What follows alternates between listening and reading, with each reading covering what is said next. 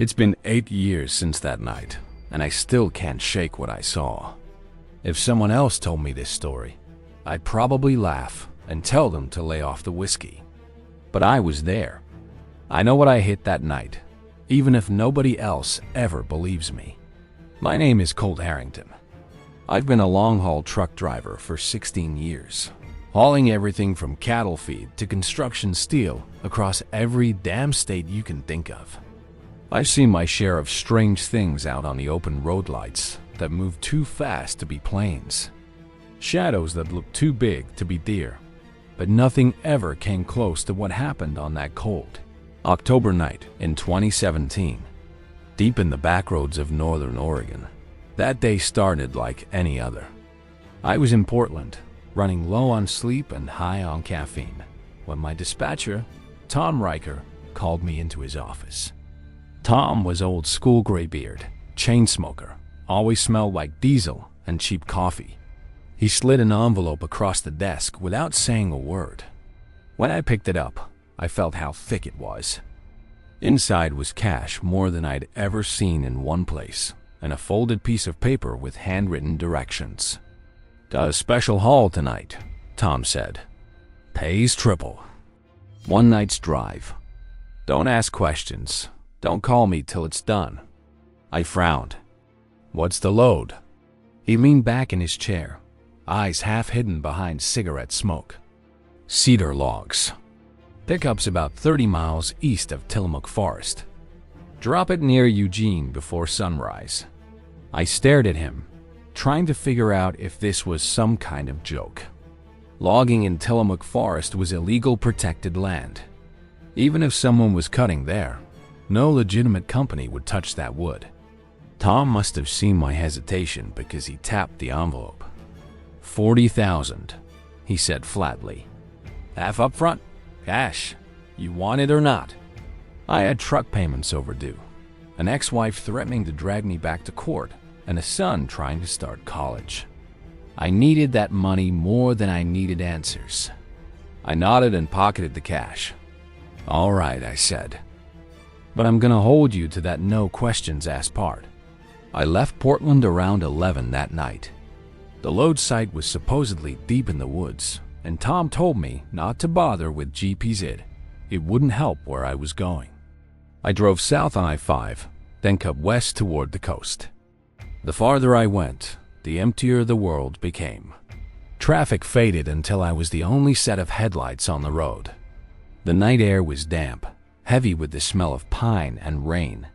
When I finally turned off onto a smaller forest road, it felt like I'd entered another world. My headlights barely cut through the darkness. Trees towered over me on both sides, their branches tangling overhead like they were trying to cage me in. The asphalt got rougher, cracking into gravel, then dirt. The GPS screen froze, blinked, and went blank. I switched it off and followed Tom's hand-drawn directions, instead stopped by 1 in the morning. I hadn't seen a single car in over 2 hours. The forest pressed close, thick and silent. I started to wonder if I'd taken a wrong turn when something heavy hit my front tire. The impact made the steering wheel jolt out of my hands. It felt like I'd run over a log or a big rock, but when I checked my mirrors, I saw nothing. A few minutes later, the truck began to pull hard to the right, and I heard the deep, rhythmic thumping that every driver dreads. Flat tire. I cursed under my breath, eased onto the shoulder, and killed the engine. The silence that followed was unsettling. No frogs, no crickets, no rustle of wind, just my own boots crunching gravel as I climbed down to inspect the damage. The front passenger tire was completely shredded, split open like it had been slashed with a knife.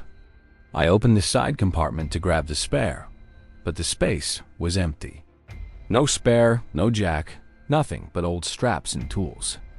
I must have forgotten to replace the spare after my last haul. I sat on the truck step, thinking about what to do next. My phone had no service.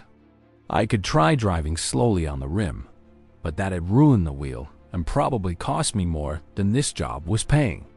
Then, through the trees, I noticed something, a faint outline in the dark. At first, I thought it was a ridge, but as my eyes adjusted, I realized it was the shape of a roof. A cabin, maybe a quarter-mile away. I grabbed my flashlight and started walking toward it. The forest was dense, each step muffled by wet earth and fallen needles. My flashlight beam seemed weak against the blackness. Branches hung low, and every few seconds, I'd hear something small scurry away. After about 20 minutes, I reached a clearing. 3 wooden cabins stood there in a half circle, their roofs rusted and sagging. The air smelled like wet wood and decay. I called out, "Hello? Anybody home?" My voice echoed through the trees. No answer. I tried again, louder this time, but still nothing. The largest cabin had its door half open, creaking gently in the breeze. Against my better judgment, I went inside. The air was stale. Dust floated through my flashlight beam. Furniture sat under thick layers of grime, an old table, a couple of chairs, a cold stone fireplace. But there were signs someone had been there not too long ago. A lantern on the table wasn't dusty. Footprints trailed across the floor. The half-eaten can of beans sat beside a rusted pan. I started checking the place for anything useful: tools, a spare tire, a phone, hell, even a working radio. In the back room, I found a wall lined with old photos. Some were faded black and white shots of the forest. Others looked newer, maybe just a few days old. Many were blurry, but the last few made my skin crawl. They showed footprints, huge ones pressed into mud. Each print was easily twice the size of my boot. The last photo had a date scribbled on the back. October 13th, 2017, 3 days ago. That's when I heard it. A low, distant rumble that made the floor vibrate under my boots. Then the sound of branches snapping somewhere outside. Something heavy was moving through the woods. I turned off my flashlight and crouched near the window, peering out into the moonlit clearing. At first, I saw nothing. Then, between the trees, a shape moved, massive, upright, and disturbingly human-like. My heart hammered in my chest. It stepped into the clearing, and the sight froze me where I stood. It was huge, at least 9 feet tall, maybe more. Covered in dark, matted hair that caught the moonlight like wet fur. Its arms hung long and heavy, nearly to its knees. The way it moved wasn't animal. It was deliberate, cautious, like something aware of its surroundings. I could see its breath in the cold air, hear the faint crunch of each step. It stopped near the second cabin and tilted its head, listening. That's when I saw its face. Broad, powerful jaw, deep-set eyes that reflected faint amber light. There was intelligence there, recognition. And then, somehow, it turned its gaze directly toward me. I don't know how it knew I was there, but it did. It started walking toward the cabin, each step shaking the ground. My throat went dry. I backed away from the window, careful not to make a sound. The door creaked slightly in the wind, and the thing paused. The silence that followed was suffocating. I could hear its breathing outside, slow, deep, like a furnace. Then came a sound I'll never forget. A low, guttural growl that vibrated through the walls. My hand tightened around the flashlight, even though I knew a piece of aluminum wasn't going to save me. The doorknob twitched. Just once. Then again, harder. I froze, barely breathing. After a moment, the thing moved away from the door. I thought maybe it had lost interest until I heard a heavy thud on the cabin's far side, then another. It was circling, testing the walls. My heart pounded so hard it hurt. I pressed my back against the floor, trying to stay out of view. A few seconds later, something slammed against the wall behind me, hard enough to shake dust from the ceiling. It wasn't just curious anymore. It was searching. I waited, every muscle locked, until the sound of its steps started to fade. When I finally dared to move, my hands were shaking. I peeked through the window again and the clearing was empty. Whatever it was had disappeared into the trees. I stayed crouched there for a long minute, listening, until the silence felt heavy again. I needed to get back to the truck. I didn't care if I had to drive on the rim all the way to town. I turned to leave, and that's when I saw movement at the tree line again. The movement came from the edge of the clearing, slow and deliberate. I killed the light and held my breath. The shape shifted between the trees again, closer this time. I could see the outline of its shoulders, massive and sloped, swaying as it moved. Then another sound came, softer, higher pitched, like a whine. For a second, I thought there were two of them. My gut twisted. The smaller sound came from deeper in the woods, almost a reply. Whatever was out there wasn't alone. I didn't wait to see more. I crept toward the door, stepping carefully so the boards wouldn't creak, and slipped out into the cold night air. The forest felt thicker now, alive with the quiet sound of something just beyond sight. My flashlight stayed off. I used the faint moonlight to guide me. I kept to the tree line, moving back toward the road where my truck waited. Every few seconds, I'd hear something shift behind me. Not footsteps exactly, but movement too heavy for an animal like a deer. The smell hit next, musky and foul, like wet fur mixed with decay. I tightened my grip on the flashlight, wishing I'd brought something better, a weapon, anything. I could see the faint reflection of my truck's chrome bumper through the trees when I heard a sound that made my stomach drop. A long, drawn-out breath right behind me. I turned, nothing but blackness. I took one slow step backward, then another. Something cracked underfoot. The sound that followed wasn't just a growl. It was a roar, deep and raw, the kind that tears through the air and leaves your chest trembling. I broke into a sprint, crashing through the brush toward the road. Branches whipped at my arms and face. The roar came again, closer now, followed by the thud of something huge pounding the earth. I burst out of the trees and stumbled into the open. My headlights were still on, casting pale light across the road and into the trees behind me. I yanked the door open, jumped in, and slammed it shut. My hands were shaking so hard I almost dropped the keys. The roar came again, this time from right in front of the truck. I turned the ignition, and the engine coughed to life. For 1 second, the headlights caught it full on. It stood there in the middle of the road, tall enough that its head nearly reached the top of my cab. The hair on its chest was matted with mud and something darker, and its breath fogged the air in thick bursts. Its eyes locked on me, bright, amber, furious. It let out another roar, so loud the glass VIBRATD floored the accelerator. The truck lurched forward, tires spitting gravel. The creature moved, stepping into my path. I didn't stop. The front grille hit it with a thunderous impact that shook the entire cab. There was a crunch of bone, a flash of movement, then silence.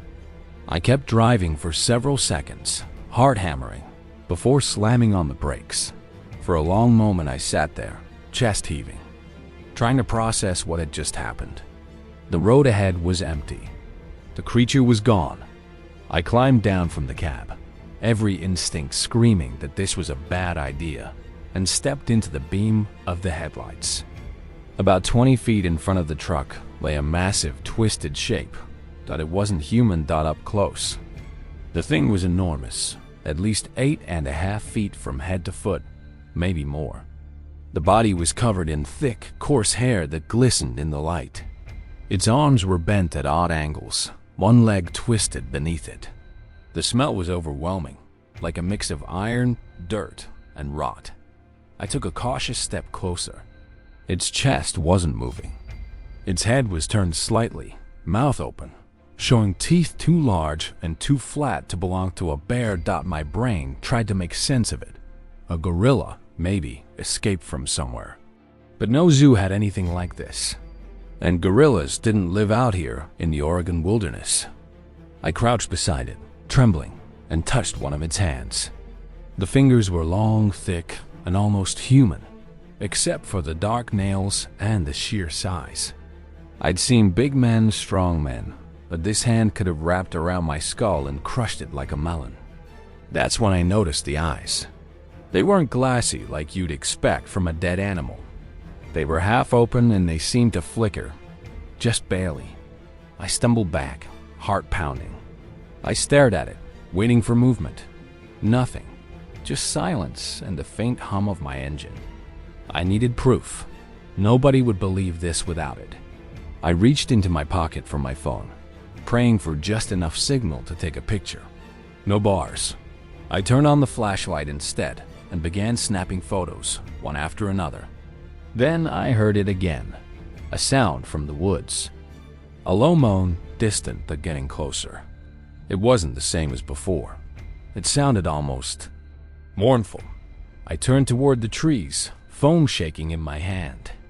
The sound came again, deeper this time, then answered by another. There were more of them out there. I ran back to the cab, climbed in, and slammed the door. My pulse was racing so hard it hurt.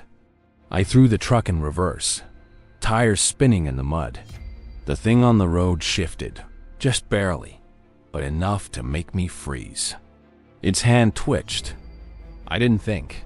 I threw it into drive and floored it. The front wheels jumped as they rolled over something heavy. I kept going, not daring to look back. The forest blurred past on both sides. I drove for miles, maybe 20, before I finally stopped. I pulled over near an old service road and sat there with the engine idling, staring out into the darkness. I checked the phone again. No signal. I opened the photo gallery. The pictures were there, blurry but clear enough to show what I'd seen. A giant, hairy form sprawled on the road. The proportions were unmistakable. My hands were trembling as I flipped through them, each one worse than the last. Then the screen froze. The phone vibrated once and went black. Wouldn't turn back on. Dead battery, maybe? Or something else. I sat there for what felt like an hour, too scared to move. Eventually, I started the truck again and drove slowly until I reached a small diner off the highway, one of those 24-hour spots that smell like grease and old coffee. I parked in the far corner of the lot, went inside, and sat at the counter. The waitress, a woman in her 60s with a soft southern accent, poured me a cup before I even ordered. "You look like you've seen a ghost," she said. I didn't answer. My hands were still shaking too much to lift the cup. After a few minutes, I asked if she had a phone I could use. She pointed to a payphone near the restrooms. I called Tom. He answered on the second ring.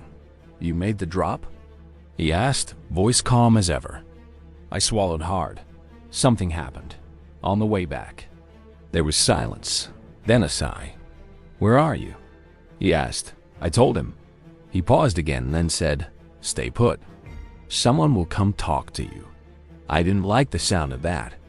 "Tom, listen to me," I said, my voice shaking. "There's something out there. Something big." I hit it with my truck. "I've got pictures." He cut me off. "You don't have anything. Not anymore." Before I could respond, the line went dead. I hung up and just sat there, staring at the phone. My reflection looked pale in the greasy glass panel. Outside, headlights swept across the parking lot. 2 black SUVs pulling in. 4 men stepped out. Suits, no badges, no uniforms. Just calm, purposeful movements. One of them looked straight at me through the diner window. The waitress asked if everything was all right. I didn't answer. I stood, grabbed my jacket, and walked toward the back door instead of the front. The men came inside just as I slipped out the rear exit. I ran behind the building, cutting through a line of trees until I reached the truck. My gut screamed at me not to drive it. They'd be looking for it, but I didn't have another choice. I started the engine and took off down the access road, headlights off. The highway was only a mile away, but it felt like forever. When I finally merged onto it, the world was empty again. Just me and the endless dark. I drove until sunrise, not daring to stop, every shadow on the roadside looking like it might move. When daylight finally came, I pulled over at a rest area near Eugene. My nerves were shot. I checked my phone again. Dead. I pulled the battery out, waited a few seconds, and put it back in. The screen flickered once, then booted up. The pictures were gone. Every single one.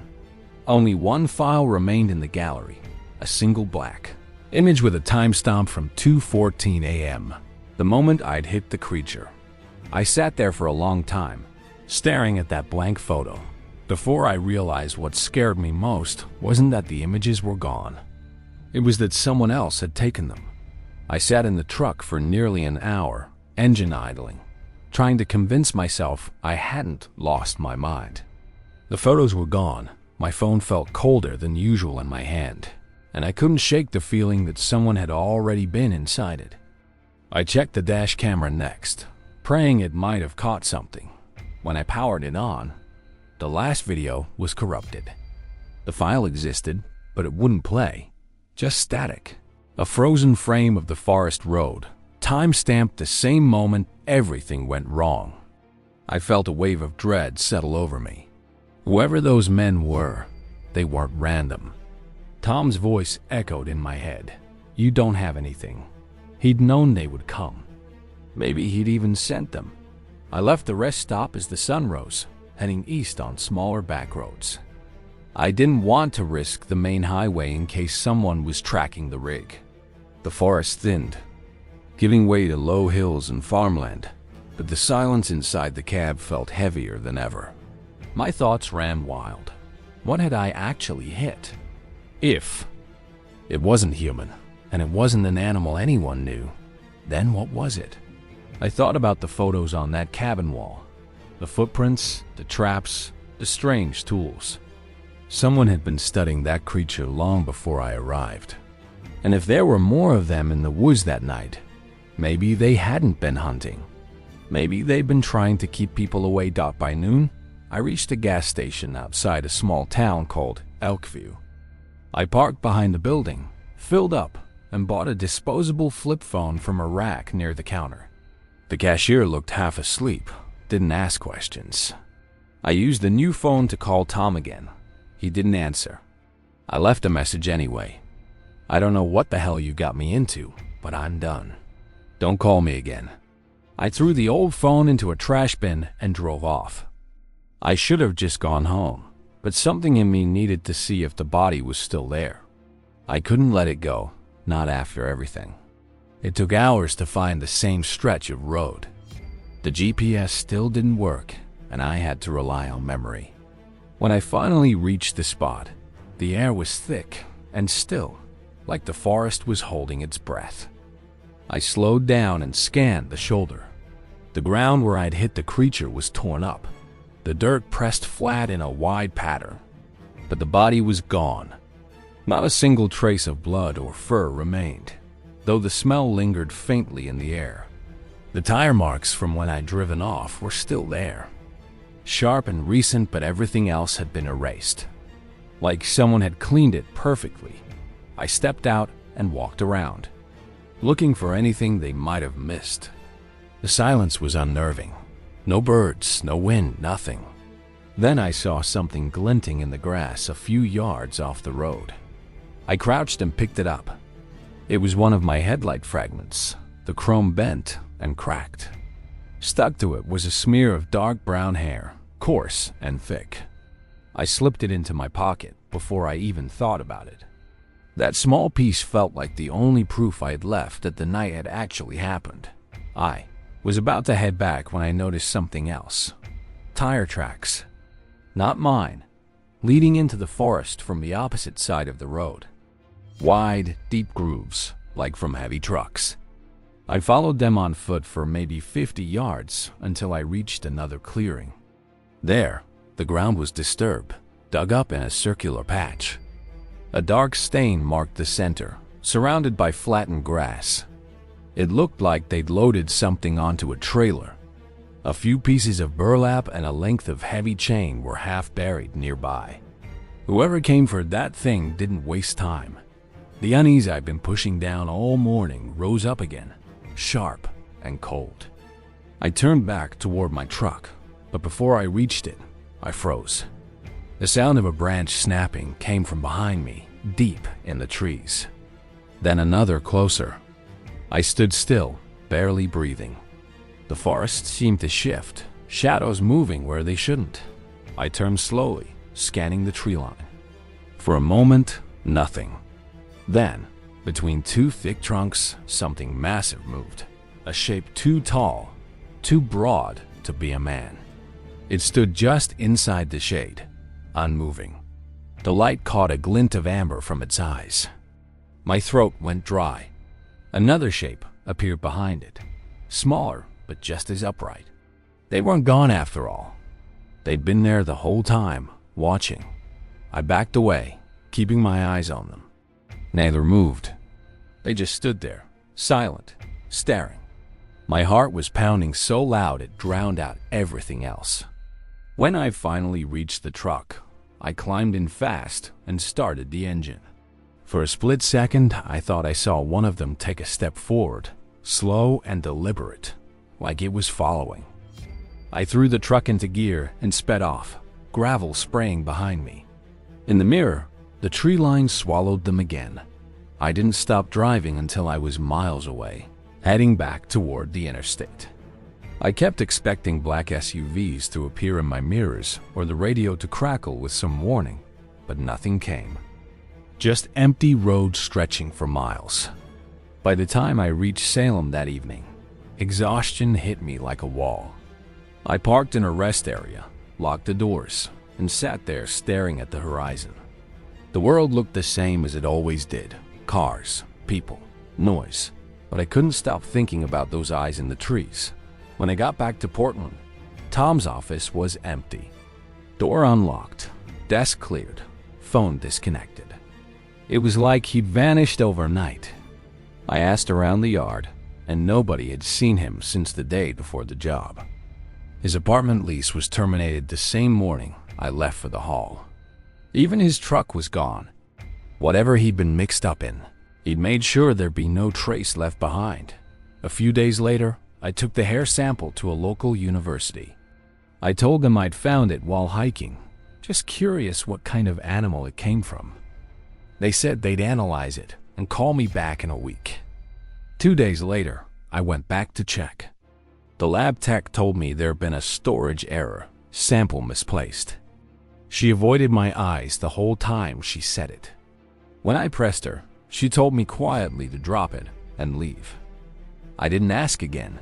Months passed. The nightmares didn't. I'd wake up drenched in sweat, hearing that roar again, seeing that massive silhouette in the headlights. Sometimes I'd catch myself looking at the tree line during night runs, half expecting to see those eyes again. I started avoiding forest routes altogether. Took only interstate hauls, no back roads, no mountain passes. But every so often, I'd see something that made my heart stop. A story online about strange tracks near the coast. A hiker gone missing in the Tillamook area. Or locals claiming to hear screams echoing through the woods at night. 2 years after that night, I finally sold my rig and left long-haul trucking for good. I moved inland, started working maintenance at a small airfield near Bend. It was quieter work. Steady hours, no midnight roads. Life almost started to feel normal again. Then, one evening late in the fall, I was closing up the hangar when I saw it. At first, I thought it was my imagination, a shadow near the tree line beyond the fence. But it didn't move like a person. It was tall, broad, watching. The same posture, the same stillness. The last bit of sunlight hit its face, and for a second, I saw those same amber eyes. I blinked, and it was gone. I told myself it was just the light, a trick of the setting sun. But as I stood there, the air changed. Colder, heavier, like before a storm. The forest was silent. And that smell, faint, musky, impossible to forget, drifted through the air again. That was 3 years ago. I haven't seen it since. But sometimes, late at night when the wind shifts just right, I swear I can still hear that deep, heavy breathing just outside the window. I don't tell this story to scare anyone. I tell it because it happened. Because somewhere out there, deep in the woods, something is walking upright that isn't supposed to exist. And because when you drive through those lonely forest roads at night and the world goes quiet, you start to realize you're not always the biggest thing out there.